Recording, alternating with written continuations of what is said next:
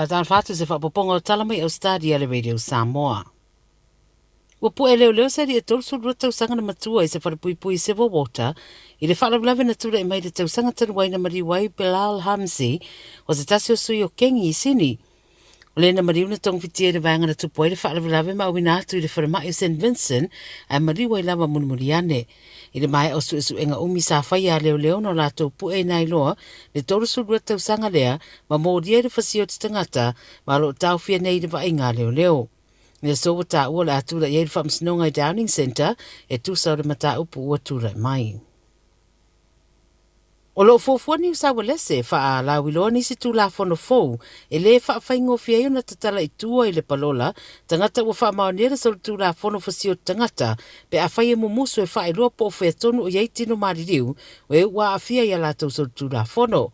O tūla whanafou nei e whaingoa no body, no parole laws, ua whaia i le mai a whaamaonio so tūla whano le whaia onga mai sini, Chris Dawson, nena mōria le whasio tiolo na tō rua i la whaiva sa lau walu sifurmarunua.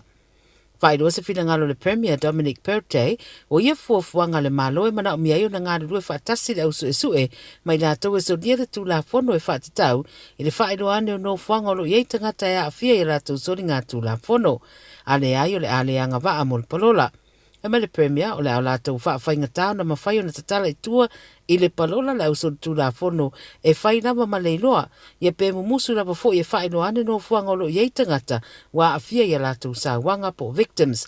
Nga whai e pāsia tu la whono fau nei o le a mawhai loa na apalai i pango tāu lo i eite temi nei ma le lumana i foi i lātou e le i anga wa a mo le palola.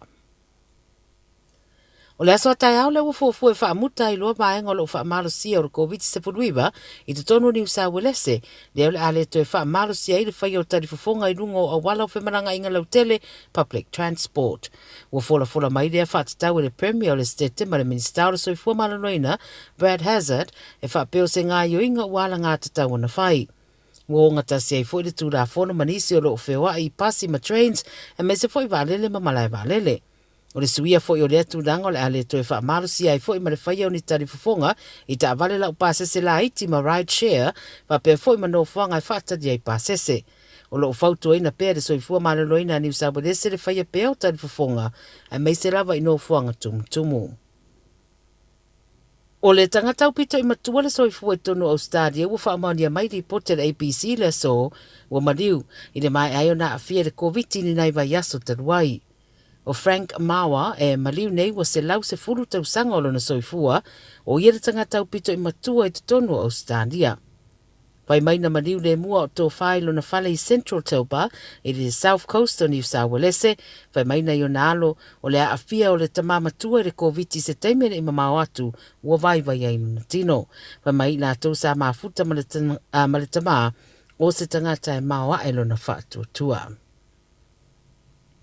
Ma le tala mulmuli, o le solo whanga soro ai lea so mulmuli o tamisanga ne tipolo o le stete o Queenslandi leo o awhia i fo i manisi o tamawhana o Samoa.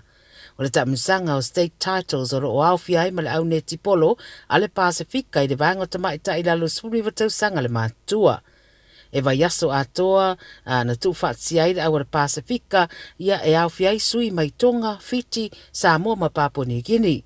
Mai tūranga e se fo i le tau mawhaia nei tamai tai e peo na mori mawina e Tala Fou ai uti le taimi na tu whaatsia i le latou au.